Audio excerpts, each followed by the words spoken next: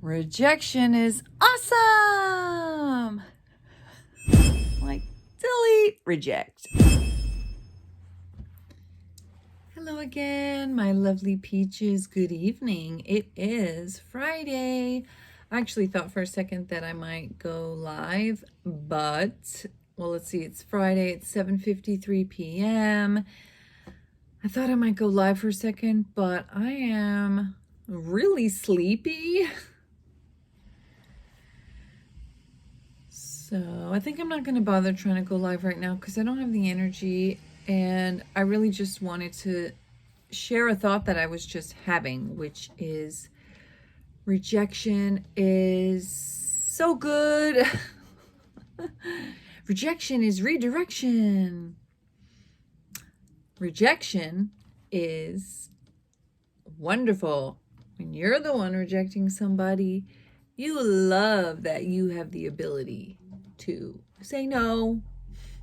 I mean, you might not love rejecting somebody. You might feel bad. It might make you filled with anxiety to have to say no. Turning somebody down might feel extremely painful. So I'm not pretending that it's fun to reject somebody unless you're sadistic. I gotta put a band-aid on my finger again. You can barely see it now. It's almost healed, I guess, but it still fucking hurts. Anyway, really what I was saying is the fact that we can say no to people is wonderful for us. The fact that you are an autonomous, individuated self. You are a vibrational being who is temporarily in a miracle physical body. You are a unique individual who, while it is true that you are part of the all-one consciousness that is the human existence, that is I believe it extends far beyond just humans, because I believe that the other animals in the animal kingdom are sentient beings and they are part of the collective consciousness, and that trees and plants and the insects and, all of life is part of the collective consciousness. Food, well, I believe that food is living plants that we eat, I believe is part of it. I don't believe that eating dead bodies is part of the food system, but those are my beliefs. Anyway, that's not the point of what I'm saying. The point I was saying is that I believe that all of us humans, all of us animals, all of us living creatures are part of a collective consciousness, a all one energy life force. However, and I believe that before you're born, after you're done with the body you have, that you go back to the all one collectiveness, consciousness. Like I currently believe that my father, who passed away 10 years ago, is part of the all oneness consciousness. He's hanging out with Beethoven. He's hanging out with Mahalia Csikszentmihalyi. Happy birthday in heaven. Funny, I noticed that I said happy birthday in heaven, Father of Flow, and my title kind of looks like I'm saying like Heavenly Father, which is funny. Oh, I know, I'm doing a prayer. That's funny. That's extra funny. Heavenly Father in heaven. My daddy, who was an atheist, and Mahalia Csikszentmihalyi, he never talked about religion that I know about. He was talking about psychology and the fundamentals of joy and happiness and flow, being getting into the state of feeling that you're flowing. You are flowing with your energy, whether you love to play sports, or you love to write, or you love to do coding, or you love to make videos. You love to help people. So I am just thinking about rejection is a beautiful thing, because when you don't want somebody,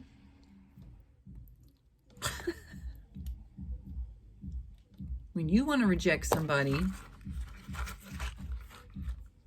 when somebody asks you out and you don't want to say yes, you want to say no. When you've been going out with somebody and you don't want to go out with them anymore. When you're offered a job but it doesn't work for you. When somebody wants to be your friend but you're not digging the vibe. When you need to move from where you are living. When you want to quit a job because you got a new job. When you have a friend but reach. You have a friend but it just doesn't really feel enjoyable. Any of these reasons why you want to reject someone, you want to reject a circumstance, you want to reject a friendship, you want to reject a romantic advance, you want to reject advancing romantically with somebody you already started with. You want to reject anything in your life. You want to reject that job that's going to offer you triple the money, but you just don't want to do the job. You don't want to do the work. You don't want to work those hours. You don't want to work in person. You don't want to work with those people. You don't want to have to live wherever you need to live to do it. You know, whatever your reasons are, you get to make your reasons. You get to have your own reasons, and you get to reject a thing, a person, a place, a job, a circumstance, an offer.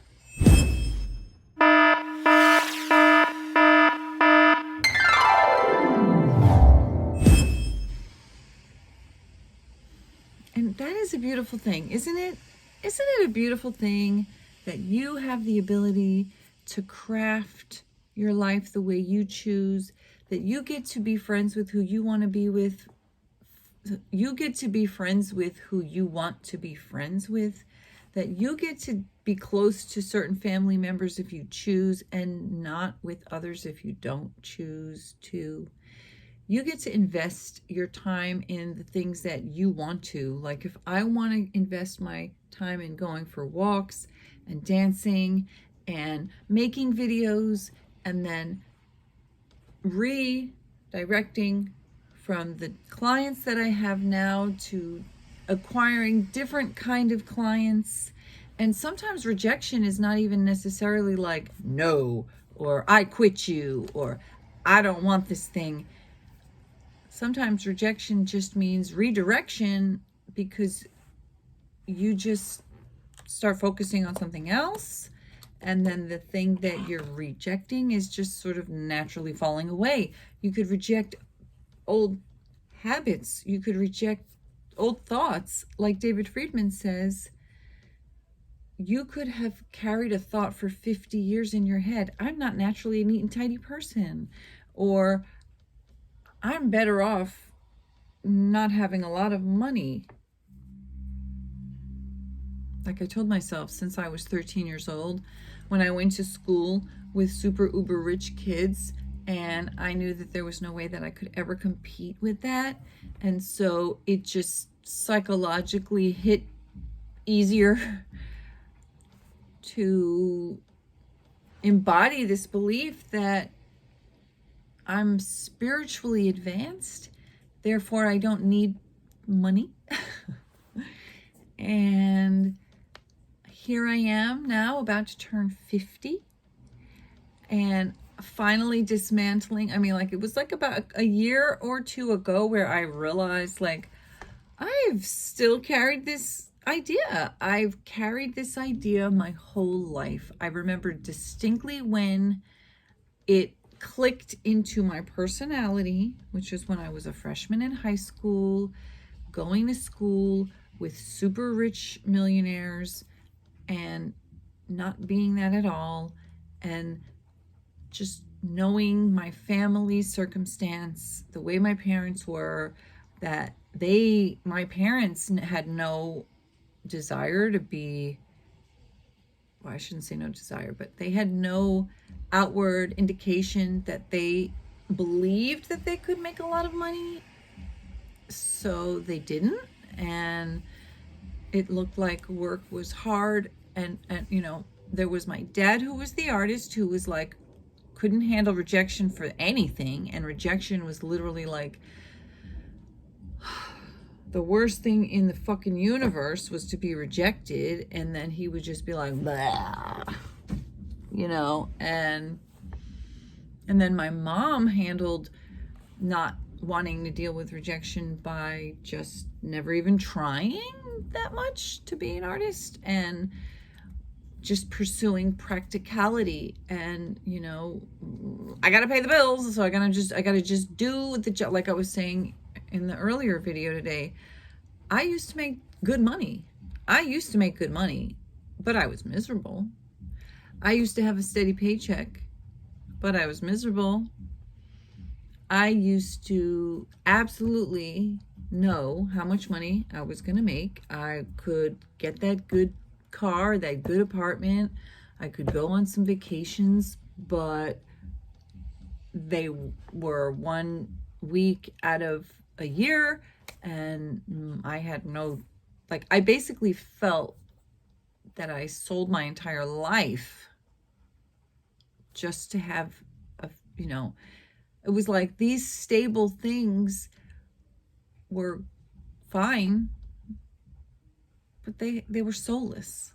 And the security, it was like, great, I'm secure in this prison of a life that I hate. That's like the opposite of what I want. I want to reject that. I reject that. I did reject it. And the truth is that it's taken decades for me to go from rejecting that to believing in, oh wait, okay, so now here I am. Now I'm the parent in the same town where I went to school. And I've done the opposite. I've gone the opposite direction. Like, instead of living in a house, so my mom and dad, it was really more my mom. My mom kind of did everything. My dad tagged along, and she put his name on stuff.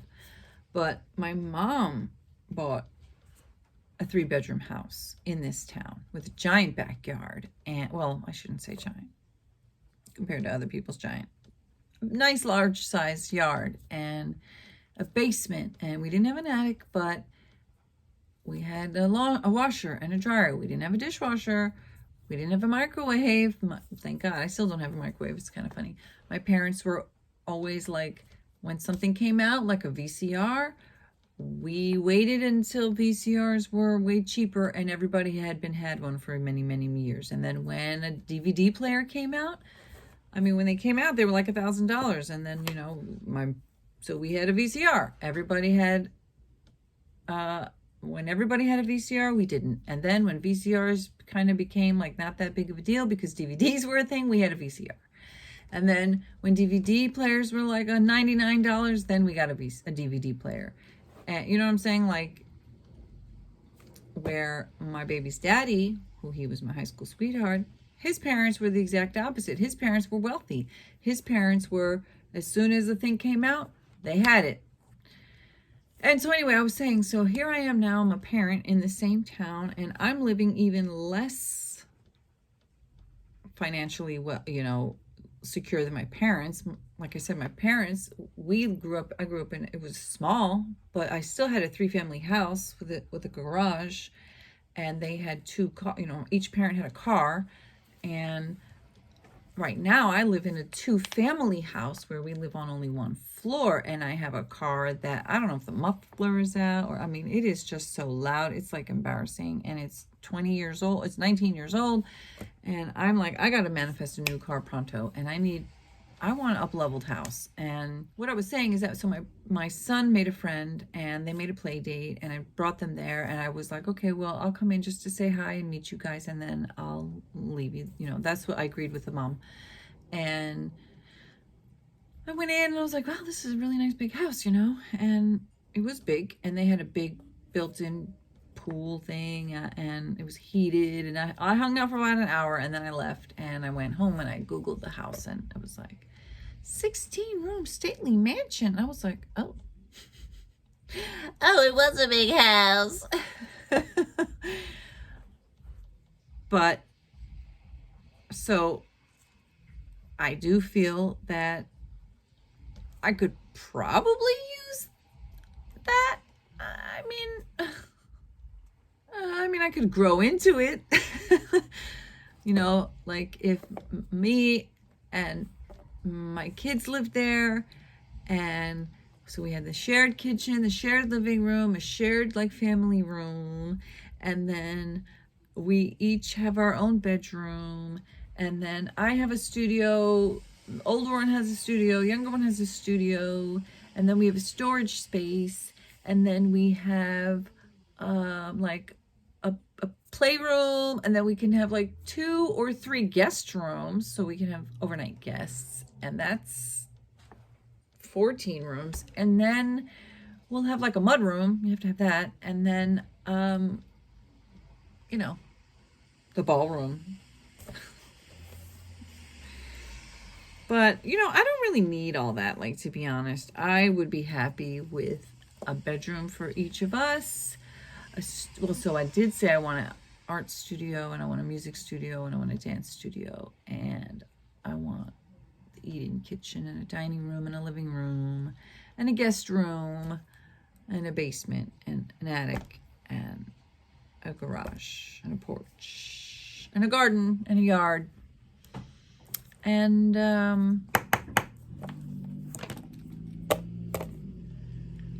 so what I'm doing with my children now is I am creating the possibility that while we may not get to the $2 million house, the $2 million mansion, I can at least get the 3-family house. You know, it's just amazing. Like the house that my parents bought, which at that time I was like, we're so poor.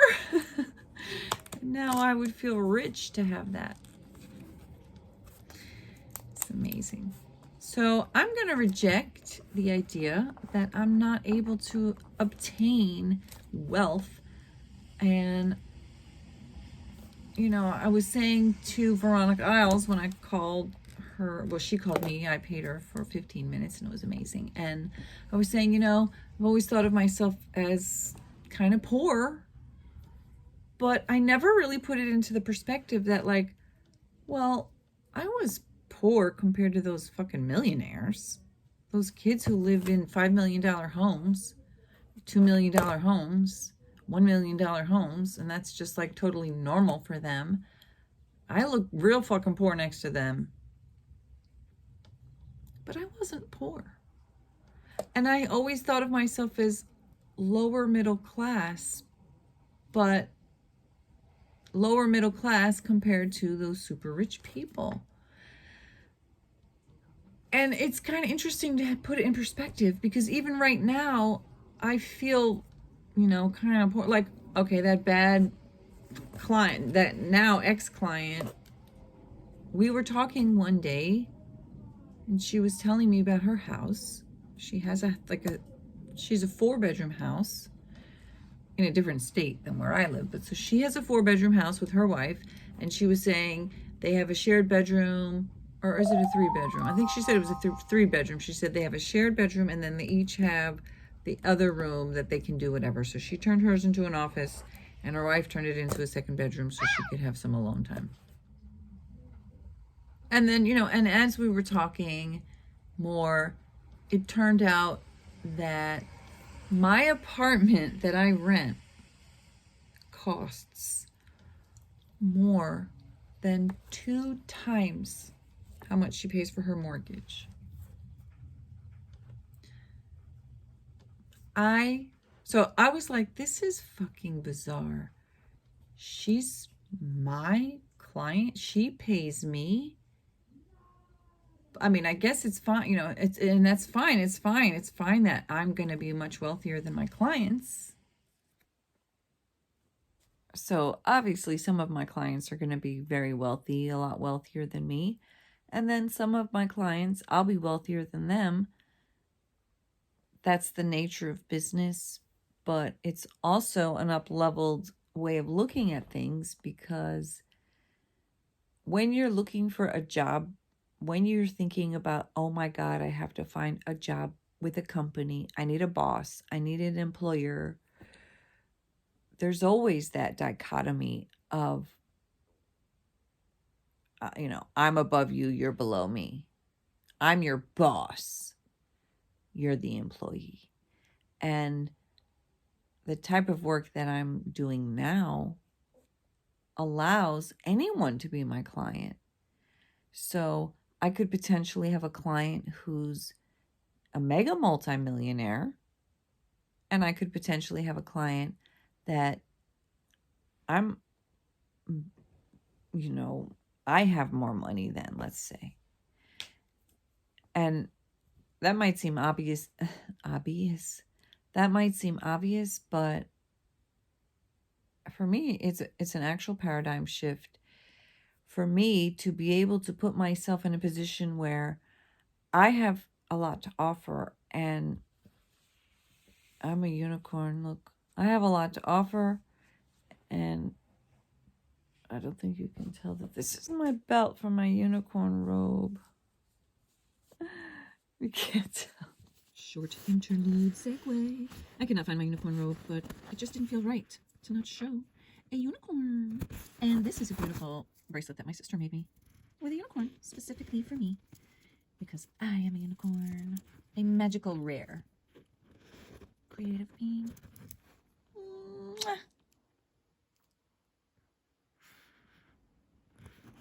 Mwah.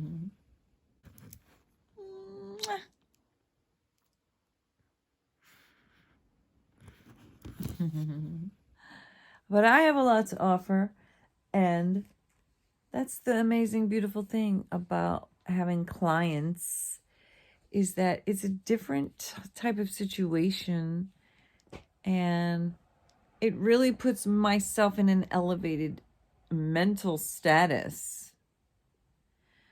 It allows me to up level. It allows me to use my own desires as a springboard and a catalyst for my own growth, which will then benefit you. Even the shift in myself thinking about myself as an entrepreneur, a CEO, someone who can just offer my services and have clients that I work with, clients that hire me, clients that desire what I have to offer. And I do have clients that desire what I have to offer, and I do have clients that are paying me, and I have clients that are paying me more, and each client I get pays me more than the one before. So get in while you can. Get in while the getting in is good.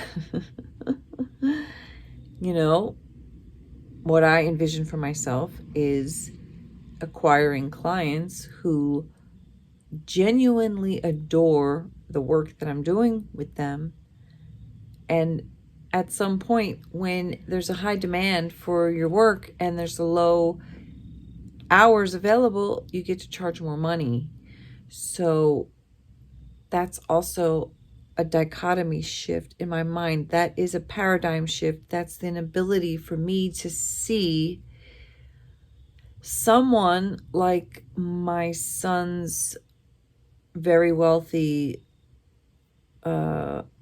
friends' parents and say, they could be a client of mine. I may not desire to live in a 2.5 million mansion at the moment, but what seems out of reach or impossible right now could become tomorrow's regular. Today I was driving in my car, which is 19 years old. And I think the muffler or something is happening because it's getting really loud. And I was driving, and now it's like at the point where it's kind of embarrassing driving because it's loud. And I was driving and it was really loud, and I started to just feel this knowing that this is going to be a memory. I'm going to be driving in my 2024 car of my dreams that's smooth, it's quiet. There'll be the heat, the defrost will work, the radio will work. It won't be leaking because it's raining and the sunroof leaks. There'll be actual lights on the instrument panel at night that light up. So I won't be driving in the dark. Dark. It's pretty scary. All of the things that are not good enough with my beautiful car that I love, which is such an upgrade and an up level from 4 years with no car.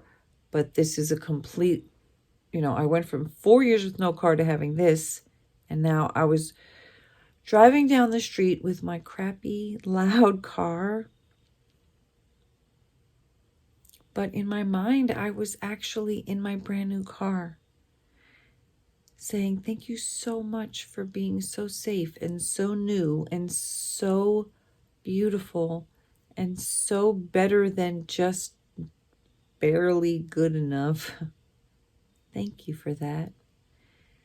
Thank you to myself, like Snoop Dogg says, thank you, me, for not giving up. And thank you, me, for believing that I could do more. Thank you to my friend Star for pointing out to me, girl, I have been coming to you for insight coaching for years, and you do it, and you're the top of the tier. She's getting that shit for free. And you're not. But it was such a dichotomy, such a paradigm shift in my mind. Like, wait, I'm the wealthy one in this situation? You're paying me? But now, it just sort of I was like, wait a second. Your house costs less than half of what I pay for my apartment. I pay for my apartment. That's what I'm saying. Lower middle class in the town that I live in this rich ass town that I live in this town where 3 blocks away, my son's friend lives in a $2.5 million home, a 16-room stately mansion, which is just one of many on that block. And the house that's for sale across the street from me is for sale for $500,000, but it's not livable until you put $200,000 into it. That is the state of where I'm at, where I'm living. And I'm thinking that I'm poor, and I'm thinking that I don't earn a lot of money, and I'm thinking that I'm scraping by month to month. But the fact is that my rent costs more than 3 times what some people pay for their entire house.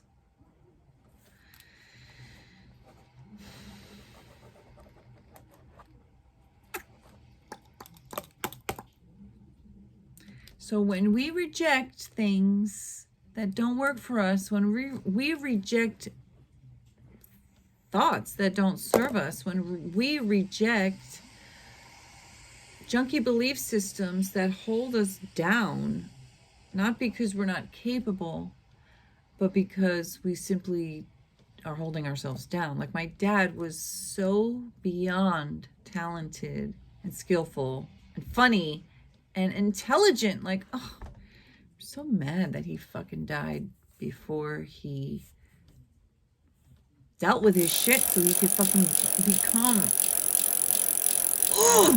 so frustrating. You had so much potential.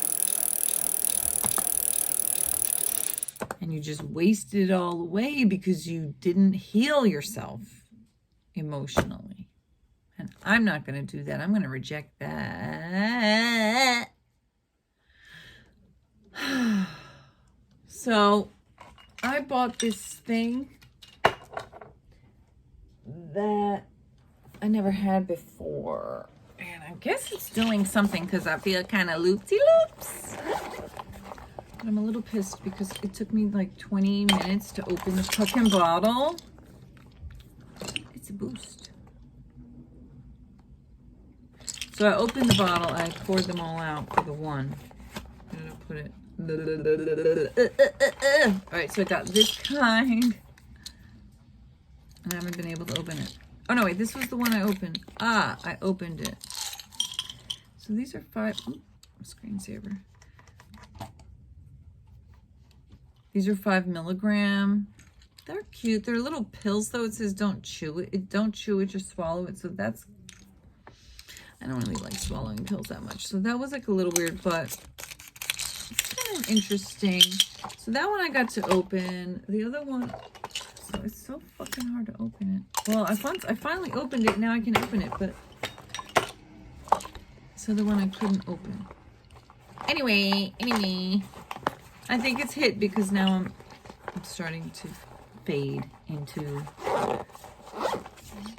Oh, isn't this the cutest bag you've ever seen?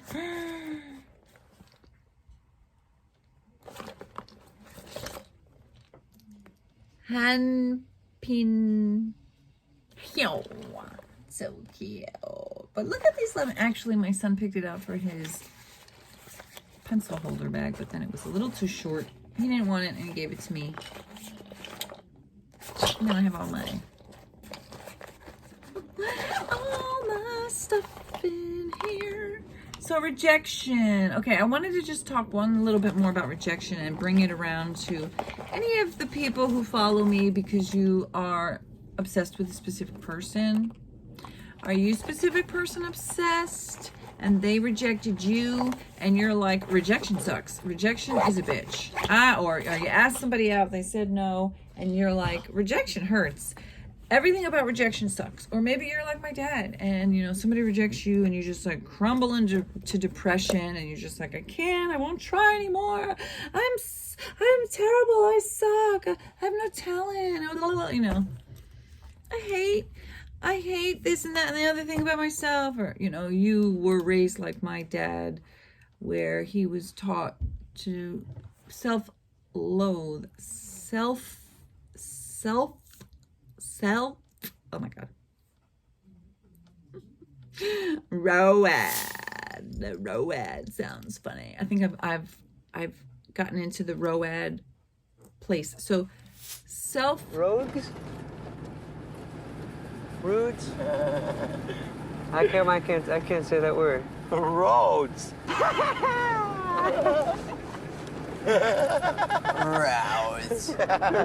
Rowards. Wow. That's a total weird word, isn't it? That is a freaky word, man. Very, very freaky. I'm stoned. So are you.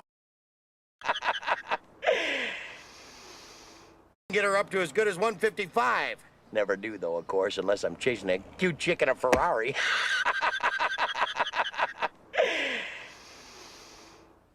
I guess I was going about 65 tops. 7 miles an hour. And normally when I stop people, they pull onto the shoulder.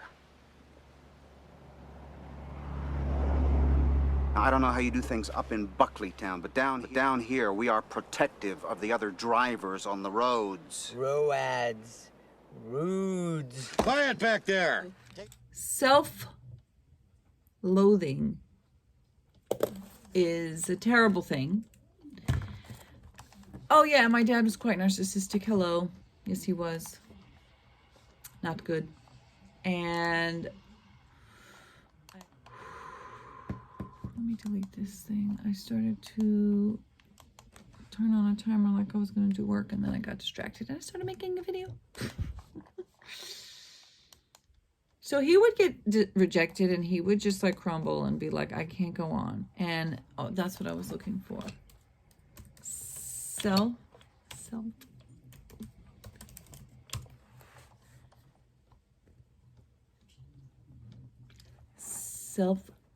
Self-loathing is a feeling that resembles self-hate, as it constantly pushes the idea that you're not good enough. Okay, the constant belief or feeling of worthlessness, failure, inadequacy, and incompetence. People may feel they are not good enough and undeserving of anything good in life. What is a self-loathing narcissist? They are unhappy with themselves and feel like they need admiration from others to feel good about themselves. So, you know, my dad would get rejected. He had this obsession with getting his comics in the New Yorker. That was like his pinnacle, his best of the best of the best. Like, I have to get my stuff here. And it was like there was no other magazine that existed to him. He just didn't care about any other magazine, and they rejected him again and again and again. And I would even be like, Dad, I think they have contracts with certain artists, and they just like I was like, first of all, your stuff is funnier than theirs. Their artists suck. They've had the same like 5 artists for like 10 years, and they only have like maybe 10 comics in the entire magazine each week, like, or each month. Like, they have so few slots. Why are you hinging and pinning all of your hopes and dreams and feelings of adequacy on that one publication? He didn't care. He was always like, mind your fucking business. My dad taught me a lot of what not to do. And I don't want to waste all my talents out of fear, out of this belief that was ingrained in me since I was a little girl, that I should reject myself and all of the things that are my natural talents and my natural inclinations and my natural things that I like. I should reject them because they're not practical, or because those are the things that my father rejected in himself, because those are the things that my father's father rejected in him. And so therefore those are the things that my father rejected in me. And so do I have to keep doing that? Do I have to keep rejecting the things in me just because my father rejected them in me and my father's father rejected them in him? No, I don't have to do that. Mortar. I can reject that. I can reject things that don't serve me. I can reject the people that don't serve me, the jobs that don't serve me. I can reject the clients. Oh God, that so-called client, she started off as a client and then she offered me like motion. It was still a client. I still had other clients. I told her I am not going to give up my other clients. I don't want to get locked into a situation where basically I have a job. Oh, I'm cutting in on myself because I was trying to make a point and I forgot. Which was, oh my goodness, that ex-client, that's what I was saying, that she was my client. And it started out as client. And then when she offered me, so after she said inappropriate things, but then she offered me a higher rate and more work per week. And then she started to tell me that she was my boss. And I thought that was annoying because, as I'll say, I'm going to put this in before the things, but I made it clear to her that I wanted a client. I wanted clients. And when she did originally offer me a full-time position. And I said, well, I appreciate that, but I have other clients and I don't want to drop them. I want to keep them. And so I can commit to 25 hours a week for you, but I don't want to commit to full-time because then I'm not going to be able to do a good job for my other clients. And I don't want to be, I don't want just a job where I have an employer and I'm just their employee. I'm building a business of my own. She knew that when she hired me. So anyway, she like flipped the script. She was a real narcissist. She was like, I'm your boss now. And she kept dropping that. And then I was like, so finally I was like, actually, you're my client. And she was like, I was your client, but now I'm your boss. And unsurprisingly, that was the last fucking time we spoke. But it was just unreal to me that she was so power hungry, that she was trying to insist she was my boss. And I'm like, delete, reject. One employer and you're the only source of income and you're the only source of, financial generation. I don't want that. I had that before. I did that before. I don't like that lifestyle. I don't like being completely obligated to one specific employer who gets to decide everything. They get to decide my hours. They get to decide my rate. They get to decide what work I'm doing. I don't want that. I want my own clients that I get to craft. I get to decide my rate. I get to pick the clients who can pay the rate that I'm charging. I get to pick clients who want to pay me to do the things that I want to be paid to do instead of just doing whatever crap you want me to do. Grunt work. Whatever little grunt work, menial tasks that you don't want to get to, that it's like, oh God, that's so annoying to make that phone call. I don't want to do that. And those are the things that I do sometimes and I've done, and I'll probably still do occasionally, but at the same time, I have so much to offer. I have so much to offer so many people. And the thing is that you can't actually get paid to do things for people if you don't offer it. If you don't put yourself out there, if you don't say, hey, this is the rate that I will charge to speak to you directly, to be your insight coach for 45 minutes. This is the rate that I'll charge you. And here's where you could go book me. There's my calendar where you can schedule the call. There's where you can send the payment. Here's the email where you can ask me questions. Here's the website where you can get more details. But all of those little things that I just said, all of those things are little inspired actions that I was called to do. And I'm still working on setting it up. I still have more little things to do, and I will always have more little things to do because that's the nature of business. That's the nature of an evolution of a business. That's the nature of allowing yourself to grow and to thrive and to become your best self, and learning to reject the things that no longer serve you, and learning to, like I said, you can reject things that no longer serve you by just simply focusing on new things. So right now I have a handful of clients. I like them all, and I, for the most part, enjoy what I'm doing for them. However, I'm also offering, I have time for new clients, and I'm really excited about it.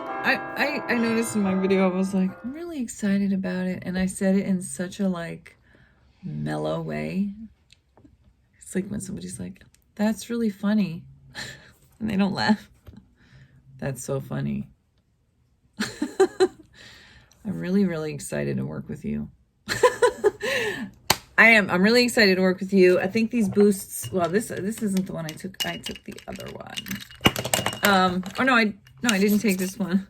All right, I'm going to leave it there, and I'll see you maybe tomorrow, maybe soon. I hope this was helpful to you, or at least entertaining. Check out the description for the links. Follow, subscribe, hit the bell notification.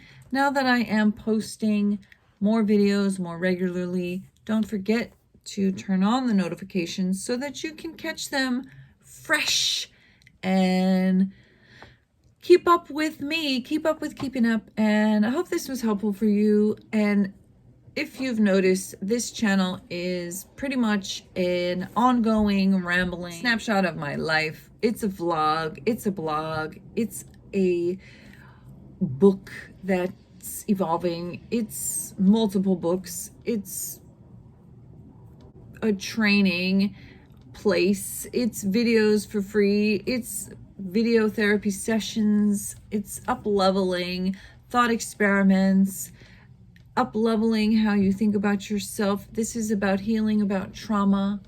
This is about finding your most authentic self and learning how to be a happier person. I'm a vibe, I'm a mood, I'm an attitude, I'm a up-leveled position, I'm a creator,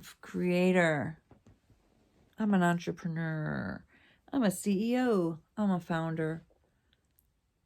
I am a lovely person.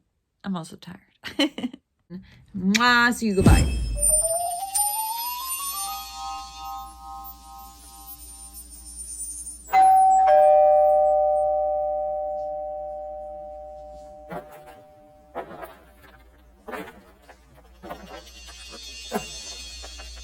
Yeah.